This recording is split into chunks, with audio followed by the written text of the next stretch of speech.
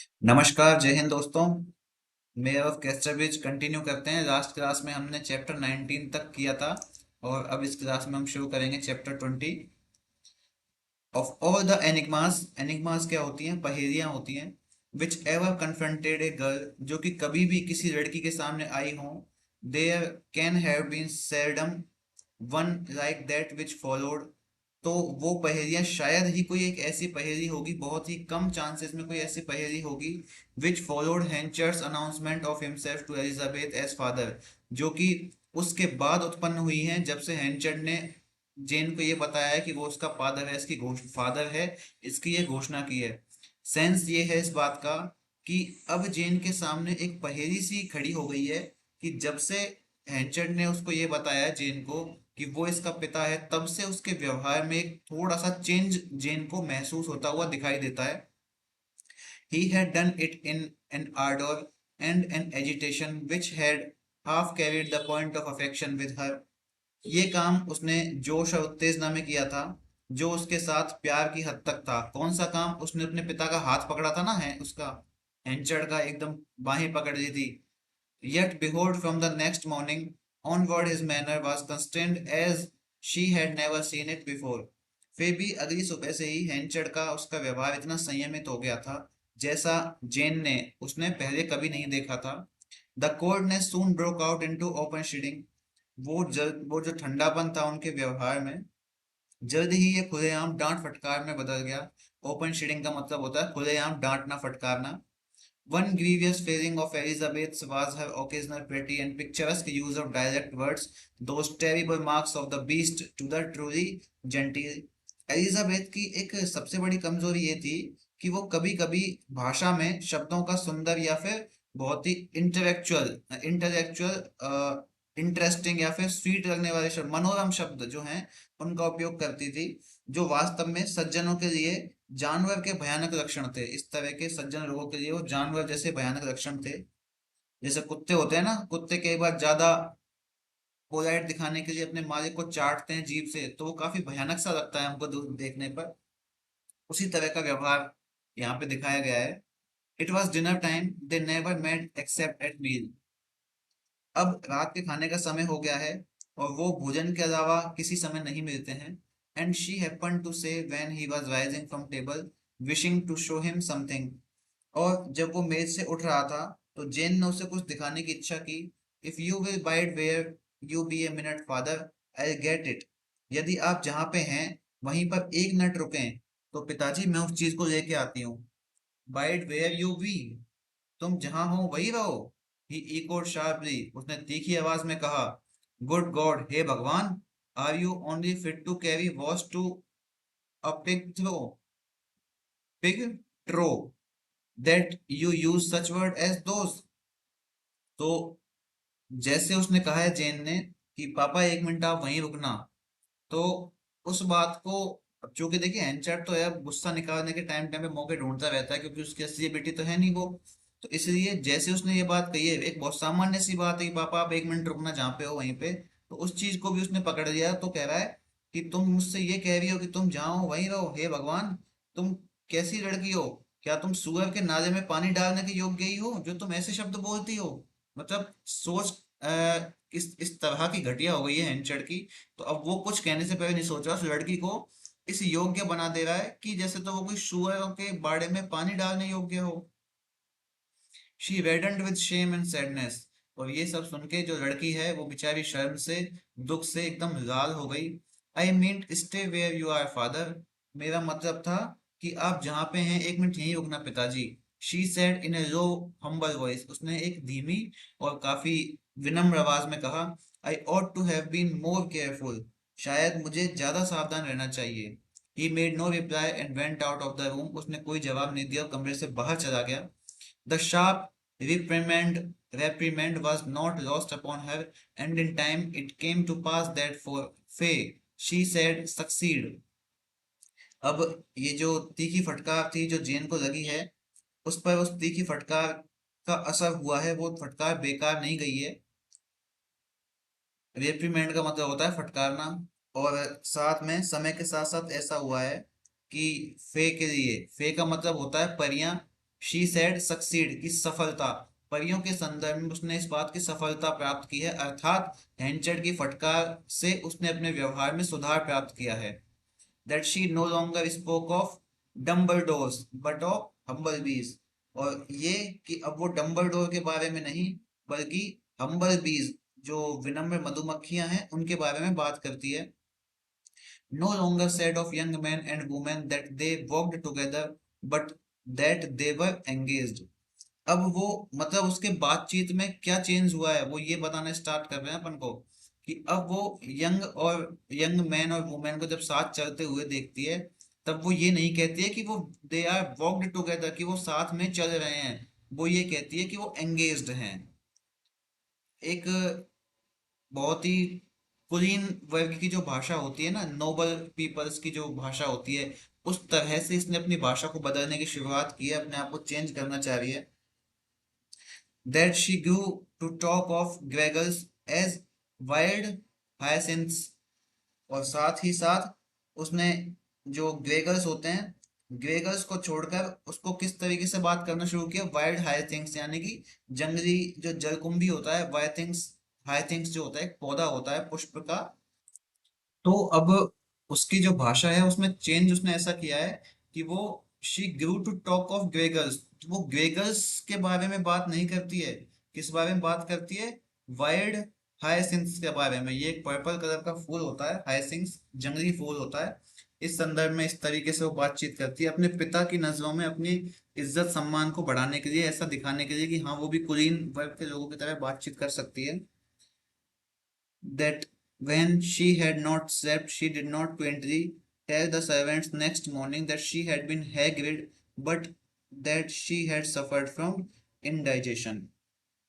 और ऐसा हुआ करता था कि जब वो सोती नहीं थी तो वह अगली सुबह नौकरों को अजीब तरीके से ये नहीं बताती थी कि उसको छुटकारा मिल गया है किससे, हैग से, हैग बोले तो डायन से छुटकारा मिल गया है, बजाय उसके कि अब वो पीड़ित हो गई है किससे, इनडाइजेशन से या अपच से।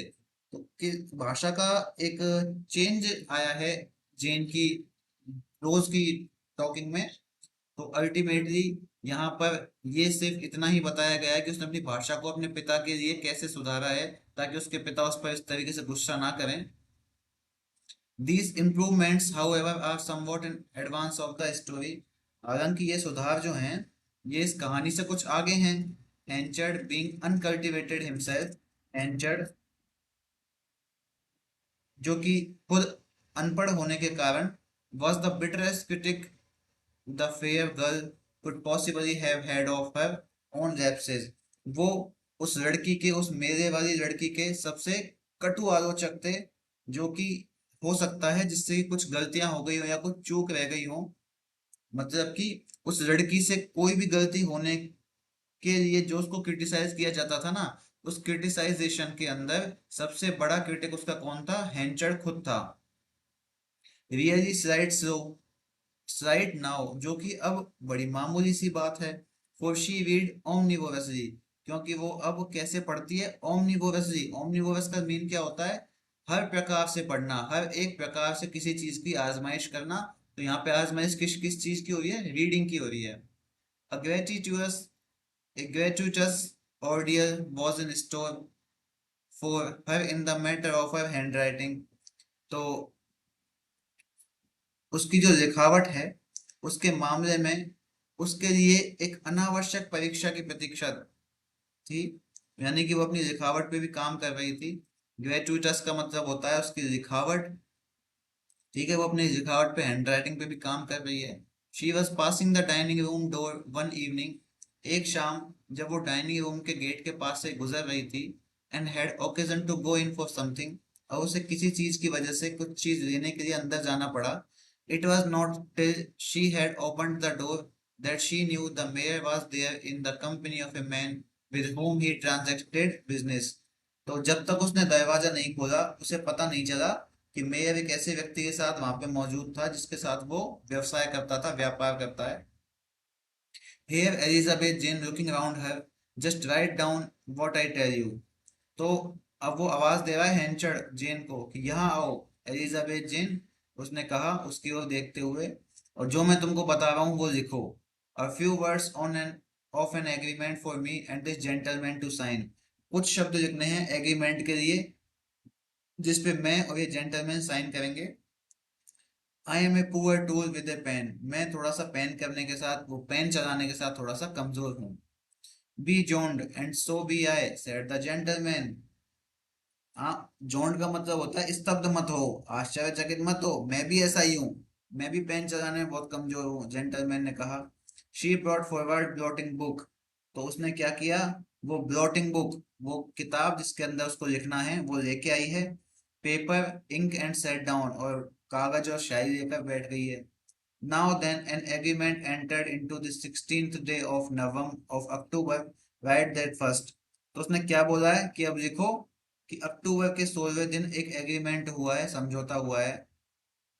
She started the pen in an elephantine march across the street।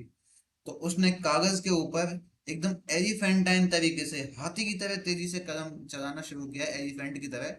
It was a splendid round. ये उसकी कल्पना का एक शानदार गोल था। Bold hand of her own conception.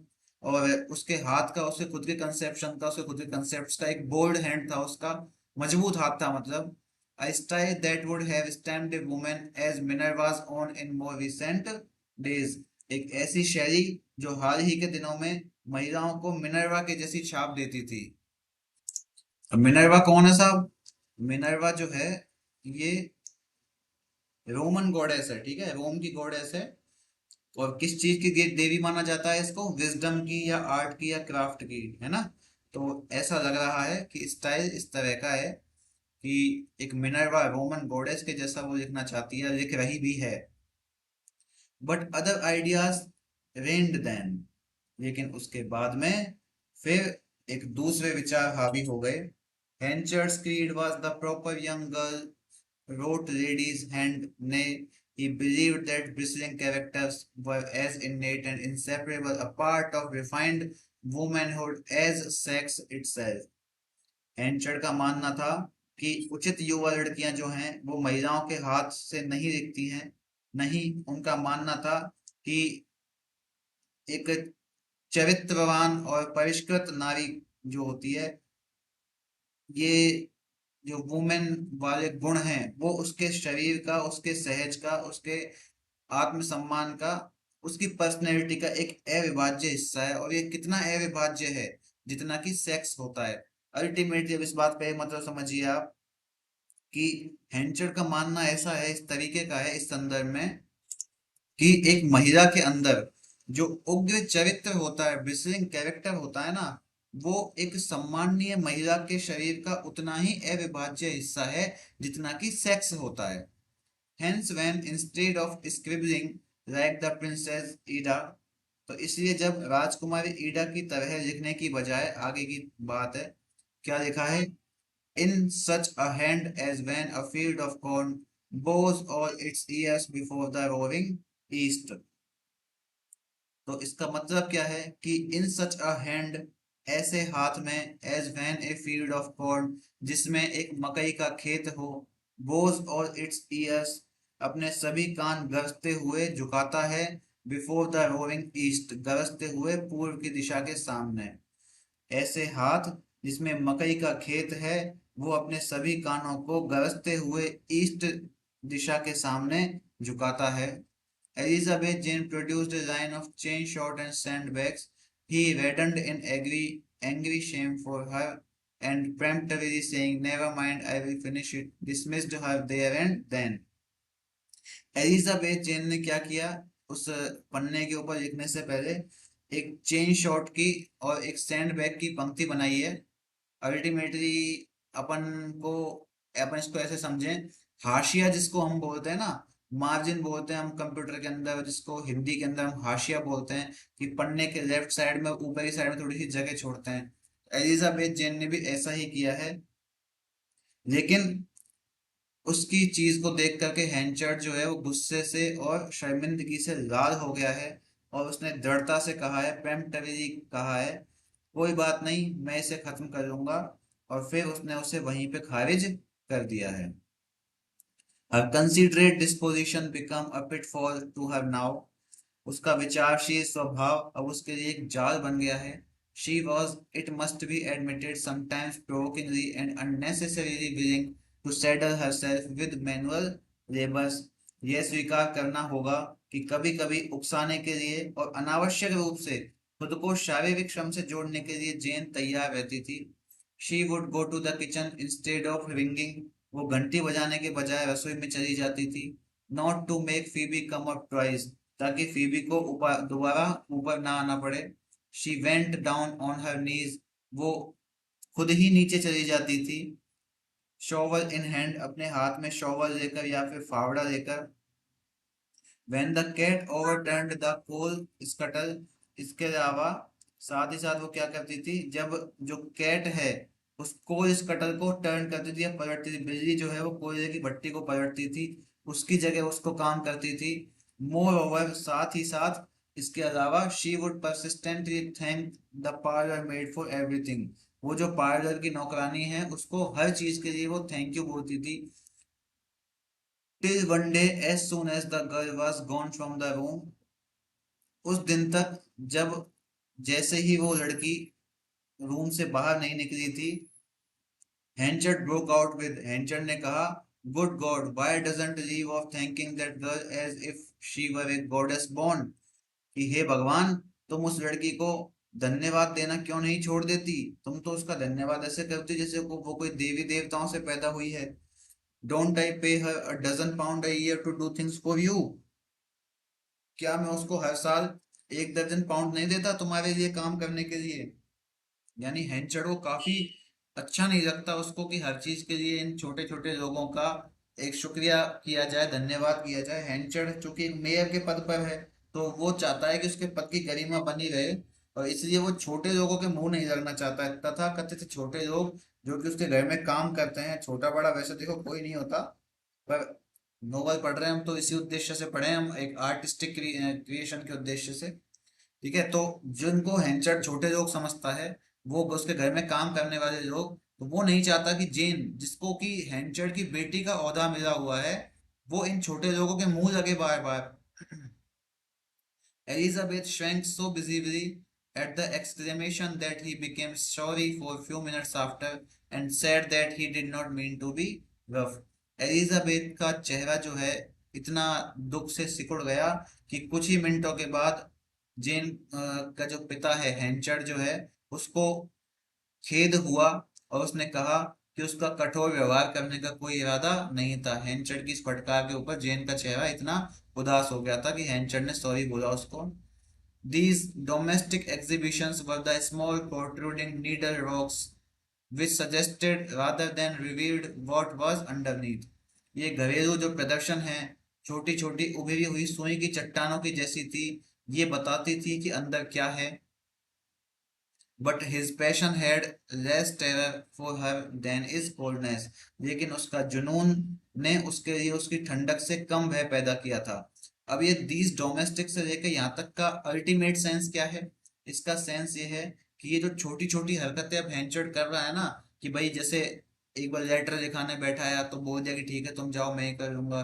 दूसरी बार ये जो नौकरानियों की मदद करती है, खुद ही नीचे आ जाती है ताकि नौकरानियों को बार बार ऊपर आके परेशान ना होना पड़े.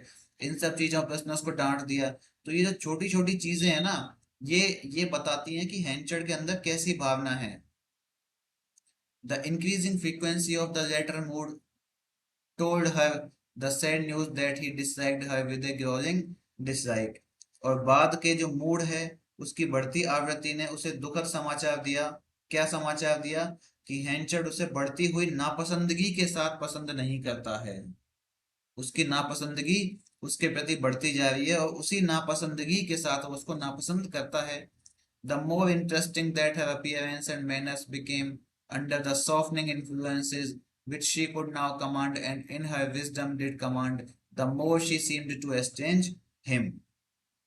नरम और ये सामान्य प्रभावों के तहत उसकी उपस्थिति और व्यवहार जितना अधिक दिलचस्प होता गया, जिसे कि अब वो नियंत्रित कर सकती थी और अपनी बुद्धि के अंदर वो नियंत्रित करती भी थी, लेकिन अब वो उन सब चीजों को अलग थलग करने लगी है, अपने व्यवहार को वो अलग करने लगी है.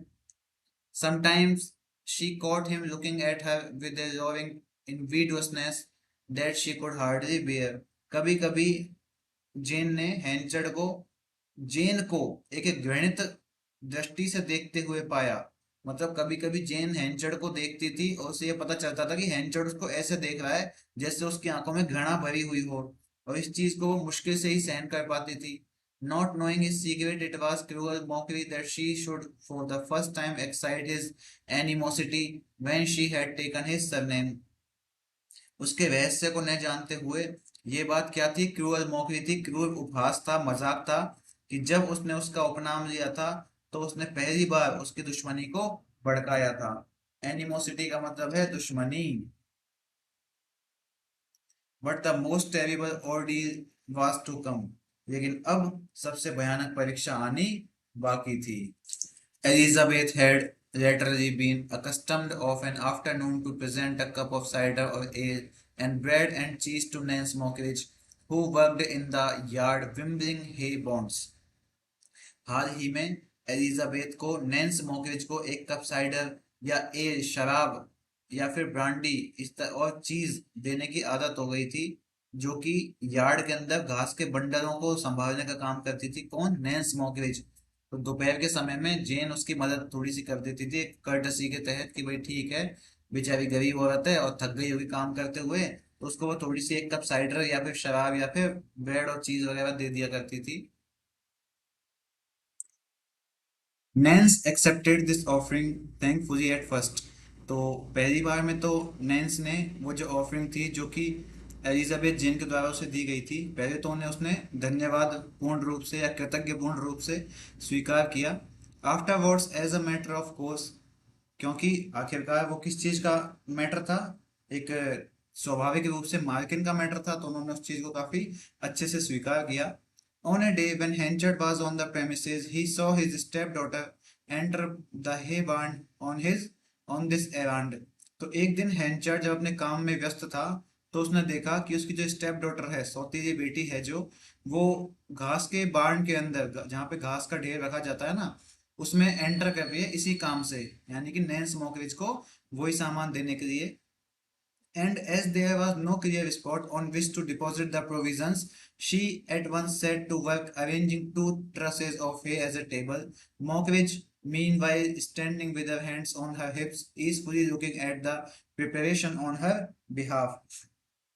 चूंकि वहां पर कोई साफ स्थान नहीं था जहां पर वो सब चीजें रखी जा सकें, तो जेन ने तुरंत काम किया और घास के दो बंडलों को एक मेज के रूप में जमा दिया। और इसी बीच मॉकरिच जो है वो अपने हाथों को अपने हिप्स पे रखे हुए जेन की तैयारियों को बड़े आराम से देख रही थी। Elizabeth come here said Henchard and she obeyed. Elizabeth यहाँ आओ, हैंचर्ड ने कहा और उसने इस बात का पालन भी किया। Why do you lower yourself so confoundedly? तुम इतनी शर्मिंदगी से अपने आप को क्यों गिरा रही हो? He said with suppressed passion. उसने दबी हुई भावना से कहा, Haven't I told you of 50 times? क्या मैंने तुम्हें 50 बार नहीं बोला है? Hey, making yourself a drudge for a common workman of such a character as hers. Why you will disgrace me to the dust? अरे उसके जैसी चरित्र वाली एक कामगार आम महिला के लिए तुम खुद को मेहनत कश क्यों बना रही हो? तुम इतनी मेहनती क्यों बन रही हो? क्या तुम मेरी इज्जत को धूल में मिला देना चाहती हो? Now these words were uttered loud enough to reach Nance inside the barn door, who fired up immediately at the slur upon her personal character. तो ये शब्द इतनी जोर से बोले गए थे जो कि नैन्स मॉकरिज तक पहुंच गए थे, जो कि अपने व्यक्तिगत चरित्र पर लगे इस कलम से तुरंत ही गुस्से में आ गई थी, भड़क उठी थी। स्लर अपॉन का मतलब होता है भड़क उठना। Coming to the door she cried regardless of consequences. तो दरवाजे पे आके वो कॉन्सिक्वेंसेज यानी कि परिणामों की परवाह किए बिना चिल्लाई, come to that Mister Henchard, I can let thee know she have waited on worse. अब बात यहीं खत्म हो गई मिस्टर हेंचर्ड, मैं तुम्हें बता सकती हूँ कि उसने इससे भी बदतर स्थिति पर काम किया है, यानी कि उसने वेटिंग वेटिंग की है। आज वो जो मुझे परोस रही है ना, मुझे तो वो अपनी कृतज्ञता के नाते, एक इंसानियत के नाते परोस रही है, लेकिन उसने तो पैसे के नाते भी वेटरिंग का काम किया है। तो वो यही कहना चाह रही है कि उसने इससे भी बदतर वेटिंग की है। Then she must have had more charity than sense, said Henchard. तब तो उसमें समझदारी से अधिक दानशीलता रही होगी। हैंचर ने कहा। ओ नो शी हैडंट, नहीं नहीं, उसने ऐसा नहीं किया था। It were not for charity but for hire, ये दान के लिए नहीं था बल्कि हायरिंग के लिए था, काम पे रखे जाने के लिए, किराए के लिए था। And at a public house in this town, जो कि कहाँ पर था, इस शहर के एक पब्लिक हाउस में, आम जन के आने जाने और रहने के घर के अंदर। It is not true, cried Henchard indignantly, ये सच नहीं है, हैंचर्ड ने आक्रोश से कहा।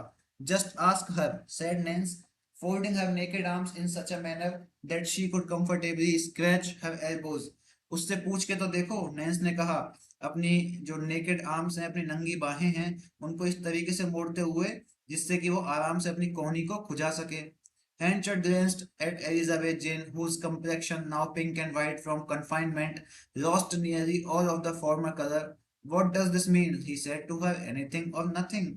हैंचर्ड ने एलिजाबेथ जेन की ओर देखा, जिसका रंग अब गुलाबी और सफेद हो चुका है, जो अब पूरी तरह से फीका पड़ चुका है। इसका क्या मतलब है? उसने उससे पूछा। कुछ भी है या कुछ है ही नहीं। It is true, said Elizabeth Jane, but it was only, ये सच है, एलिजाबेथ जेन ने कहा, लेकिन ये केवल, और इतने में हेंचर्ड ने उसकी बात को बीच में काट दिया। डिड यू डू इट और didn't you? Where was it? क्या तुमने ऐसा किया था या नहीं किया था, और ये कहाँ था? At the Three Mariners one evening for a little while when we were staying there. कौन सी जगह में किया था? थ्री मरीनर्स में किया था, एक इवनिंग को ही किया था, बस थोड़ा सा ही, जब हम वहां पे रुके हुए थे। Nance glanced triumphantly at Henchard and sailed into the barn. नैंस ने विजयी भाव से हैंचर्ड की ओर देखा और बार्न के अंदर, खलिहान के अंदर, खेत के अंदर चली गई। For assuming that she was to be discharged on the instant, she had resolved to make the most of her victory. और अब उसको एहसास हो गया था कि उसे उसी क्षण काम से निकाल दिया जाएगा, छुट्टी मिल जाएगी। तो जब उसने अपनी जीत का पूरा लाभ उठाने का संकल्प लिया। Henchard, however, said nothing about discharging her. हालांकि Henchard ने उसको काम से निकालने के बारे में कुछ भी नहीं कहा। Unduly sensitive on such points by reason of his own past, he had the look of one completely ground down to the last indignity. तो अपने अतीत के कारण ऐसे मुद्दों पर, ऐसे जो मामले हैं, इन पर बहुत ज्यादा संवेदनशील होने की वजह से हैंचर्ड पूरी तरीके से एक अपमानित व्यक्ति की तरह दिखाई दे रहा था। Elizabeth followed him to the house like a culprit. Elizabeth एक अपराधी की तरह उसके पीछे पीछे घर में गई। But when she got inside she could not see him, लेकिन जब वो घर के अंदर पहुंची तो उसे वो कहीं दिखाई नहीं दिया। Nor did she see him again that day, ना ही उसने उस पूरे दिन उसको दोबारा देखा। Convinced of the scratching damage to his local repute and position that must have been caused by such a fact, though it had never before reached his own ears, Hanchard showed a positive distaste for the presence of this girl, not his own, whenever he encountered her. इस बात पर विश्वास करके कि इस तथ्य के कारण, ये जो बात थी जेन की थ्री मरीनर्स में वेटिंग करने वाली, इस बात के कारण उसकी स्थानीय प्रतिष्ठा और स्थिति को बहुत नुकसान पहुंचा होगा। हालांकि यह बात उसके कानों तक पहले कभी नहीं पहुंची थी। हैंचर्ड ने इस लड़की की उपस्थिति के प्रति बहुत ही पॉजिटिव सी अरुचि दिखाई, डिसइंटरेस्ट दिखाया, सकारात्मक अरुचि दिखाई, जो उसकी अपनी बेटी नहीं थी। जब भी वो उससे मिलता था, यानी कि जब भी हैंचर्ड उसको देखता था, बड़ी अरुचि सी दिखाता था उसके प्रति, डिस्टेस्ट दिखाता था। He mostly dined with the farmers at the market room of one of the two chief hotels, leaving her in utter solitude. वो ज्यादातर बाजार के अंदर स्थित दो मुख्य होटलों में से एक में किसानों के साथ खाना खाता था और जेन को पूरी तरह से एकांत में अकेले में छोड़ देता था। Could he have seen how she made use of those silent hours, he might have found reason to reserve his judgment on her quality. अगर वो देख पाता कि वो लड़की उन शांत घंटों का कैसे उपयोग करती है, तो उसे निश्चित ही, किसको, हैंचर्ड को, निश्चित ही उसकी गुणवत्ता पर अपना निर्णय सेफ रखने का रीजन मिल सकता था। यानी कि उसके ऊपर, उसके बारे में विचारधारा बनाने का जो निर्णय है उसका, वो सेफ रखा जा सकता था, सुरक्षित रखा जा सकता था, बहुत जल्दबाजी नहीं होती उसमें। She read and took notes incessantly, mastering facts with painful laboriousness, but never flinching from her self-imposed task. वो लगातार पढ़ती थी और नोट्स लेती थी, और हालांकि वो दर्दनाक जो परिश्रम के साथ तथ्यों को समझती थी, बड़ी मुश्किल होती थी उसको तथ्यों को समझने में, पर वो समझती थी, लेकिन फिर भी वो अपने स्वयं के द्वारा लगाए गए कामों से कभी भी पीछे नहीं हटती थी। She began the study of Latin incited by the Roman characteristics of the town she lived in. जिस शहर के अंदर वो रहती थी उसकी रोमन विशेषताओं से प्रेरित होकर उसने लैटिन भाषा को पढ़ना शुरू किया. If I am not well informed it shall be by no fault of my own. अगर मुझे अच्छी जानकारी नहीं है तो यह मेरी कोई अपनी गलती नहीं है. She would say to herself, वो अपने आप से कहती इस बात को, through the tears that would occasionally glide down her peachy cheeks when she was fairly baffled by the portentous obscurity of many of these educational works. उन आंसुओं के माध्यम से जो कभी कभी उसके पीच जैसे गुलाबी गालों पे बह निकलते थे, और हालांकि इस सब चीजों से उसके जो शैक्षिक कार्य हैं उनकी स्पष्टता से, पोर्टेंटस ऑब्सक्योरिटी का मतलब होता है भयानक अस्पष्टता, और बेफर्ड का मतलब होता है हैरान होना, एजुकेशनल वर्क. तो इस वजह से जब भी वो अपने शैक्षिक कार्यों की भयानकता से, अस्पष्टता से हैरान होती थी तो उसकी आंखों के ऊपर से, गालों के ऊपर वो आंसू बह निकलते थे. Thus, she lived on a dumb, deep-feeling, great-eyed creature, construed by not a single contiguous being. इस प्रकार वो एक मूक यानी कि शांत, चुप, गहरी भावनाओं वाली और बड़ी आंखों वाली एक प्राणी के रूप में रहती थी जिसे कोई भी उसके आसपास का व्यक्ति नहीं समझता था. Quenching with patient fortitude her incipient interest in Farfrae because it seemed to be one-sided, unmaidenly and unwise. फायरफ्रे के अंदर अपनी शुरुआती दिलचस्पी को वो बहुत आराम से शांत करती, क्योंकि ये जो चीज थी ये एक तरफा थी, अविवाहित थी और मूर्खतापूर्ण दिखाई देती थी. True that for reason best known to herself she had since Farfrae's dismissal. और सच है कि वह खुद को सबसे अच्छे कारणों से फायरफ्रे की बर्खास्तगी के बाद shifted her quarters from the back room affording a view of the yard with which she had occupied with suggest to a front chamber overlooking the street. फायरफ्रे के साथ उसकी बर्खास्तगी के बाद अपने क्वार्टर को अपने यार्ड के दृश्य के पिछले वाले कमरे से, जिसमें बड़े उत्साह के साथ वो कभी रहा करती थी, उस जगह को उसने सड़क के सामने वाला जो रूम था उसमें स्थानांतरित कर दिया था.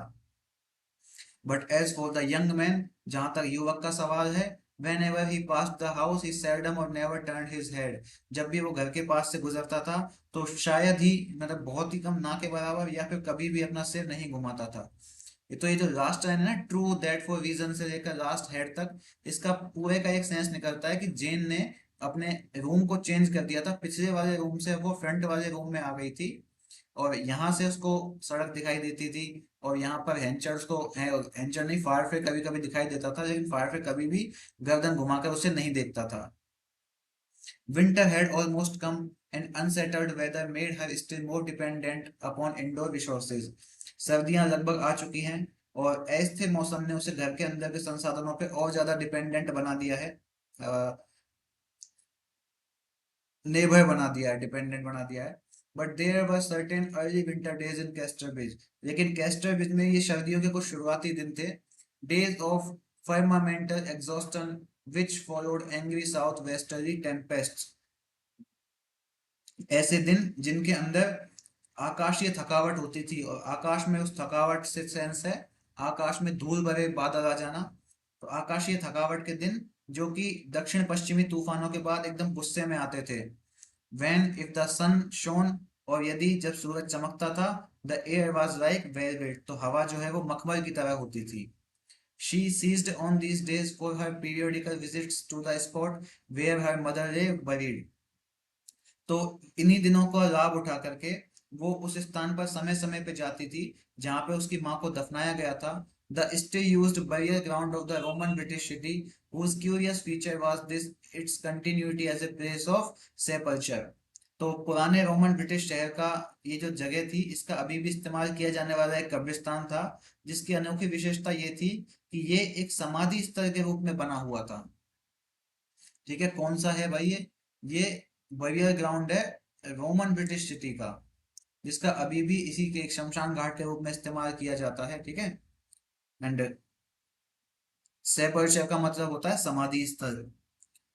Mrs. Henchard's dust mingled with the dust of women who laid ornamented with glass hairpins and amber necklaces, and men who held in their mouths coins of Hadrian, Postumus, and the Constantines. Shrimati हेंचर्ड की धूल उन महिलाओं की धूल में मिल गई जिनके बालों में हेयरपिन और हार सजे हुए थे, और पुरुष जो अपने मुंह में हेड्रियन, पोस्ट ह्यूमस और कॉन्स्टेंटाइन के सिक्के पकड़े हुए थे। ये तीनों टाइम की बात है, कालक्रम की बात हो रही है। समय समय हर राजा का एक, या हर धर्म के अनुसार जो समय आता है, तो वो है हेड्रियन। पोस्ट ह्यूमस का मतलब वैसे मरणोपरांत होता है, और कॉन्स्टेंटाइन भी एक कालक्रम की बात है। कॉन्स्टेंटिनोपल जो राज्य है उसके समय, उसके रूल के समय की बात है। उनके मुंह में किस किस के सिक्के थे? हेड्रियन के, पोस्ट्यूमस टाइम के और कॉन्स्टेंटाइन्स के। 10:30 in the morning was about her hour for seeking this spot, a time when the town avenues were deserted as the avenues of Karnak। तो वो अपनी माँ जो की कब्र जो है, जेन क्या सोचती है कि सुबह 10:30 बजे जब वो इस जगह को ढूंढ रही थी कि उसकी माँ की जो कब्र है वो कहाँ पे है, तो उस समय की जो सड़कें हैं ना, वो कारनेक की तरह एकदम कैसी थी? डेजर्टेड थी, सुनसान थी, बिल्कुल एकदम शांत थी सुबह सुबह के समय वो सड़कें। अब ये कारनेक क्या है? देखिए ये रेफरेंस है। कारनेक जो है ना, ये मिस्र के अंदर एक बहुत बड़ा धार्मिक स्थान है, जो कि इतना बड़ा है कि सुबह सुबह के समय बिल्कुल एक शांत रहता है, बिल्कुल शांति का आभास होता है इसके अंदर। तो जिस जगह पर एलिजाबेथ घूम रही है ना, वो जगह उसको इसी प्रकार की लग रही है जैसे वो जगह एकदम शांत हो, कारनेक की तरह। Business had long since pass down them into its daily cells and leisure had not arrived there.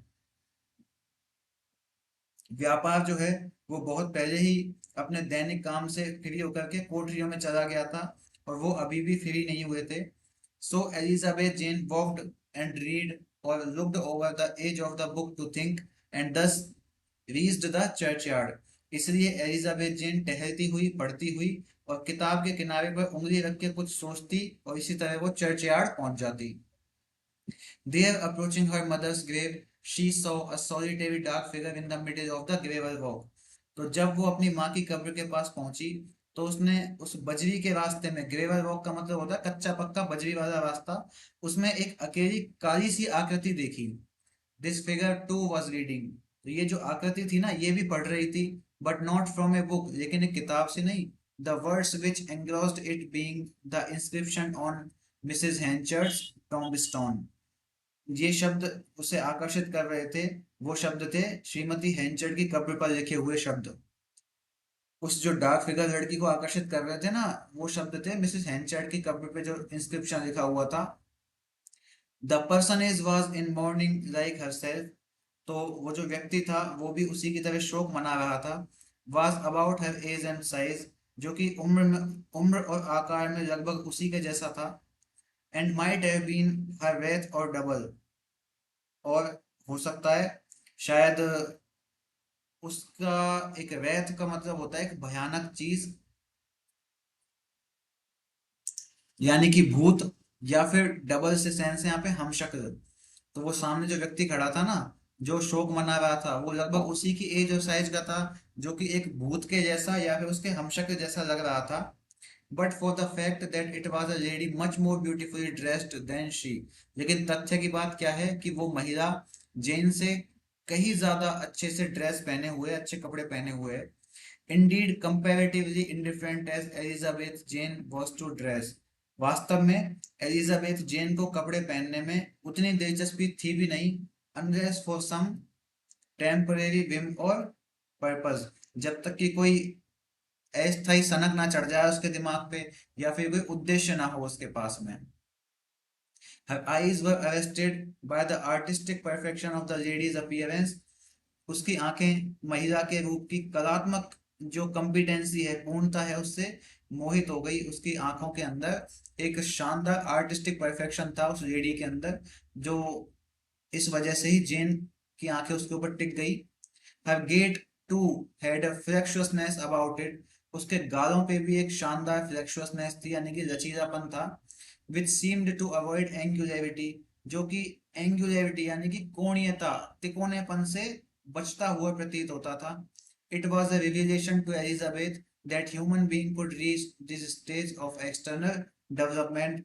ये एलिजाबेथ जेन के लिए एक रहस्य के खुलने की बात थी कि मनुष्य जो है उसके शरीर के विकास में इतना शानदार हो सकता है, अर्थात मनुष्य अपने शरीर से इतना सुंदर दिख सकता है, उसके विकास के इस चरण तक पहुंच सकता है। इस बात को देखकर एलिजाबेथ काफी शॉक थी। She had never suspected it, हालांकि उसने कभी भी इस बात का अंदाजा नहीं लगाया था या फिर संदेह भी नहीं किया था। मतलब कि वो जो सामने महिला खड़ी है वो काफी सुंदर है, और एलिजाबेथ को काफी आश्चर्य हो रहा है उसकी सुंदरता को देखकर। She felt all the freshness and grace to be stolen from herself on the instant by the neighborhood of such a stranger. उसने महसूस किया कि इस तरह के अजनबी के बगल में पल भर में उसकी सारी ताजगी और सुंदरता उससे छीन ली गई। मतलब एलिजाबेथ जेन को वो महिला खुद से भी कहीं अधिक सुंदर लग रही थी, और ऐसा लग रहा था जैसे तो मानो इस लेडी ने मेरी सारी सुंदरता को छीन लिया हो। And this was in face of the fact that Elizabeth could now have been writ handsome while the young lady was simply pretty. और इस तथ्य के बावजूद कि एलिजाबेथ अब सुंदर दिख सकती थी, जबकि वो युवती केवल सुंदर थी, केवल प्यारी थी। ठीक है दोस्तों, तो ये थोड़ा सा लंबा चैप्टर है, अपन इसे दो पार्ट में कवर करेंगे। तो अभी इस पार्ट के लिए इतना सफिशियंट है। ठीक है, मिलते हैं अपन नेक्स्ट क्लास में इसी चैप्टर की। तब तक के लिए धन्यवाद। जय हिंद, जय श्री राम।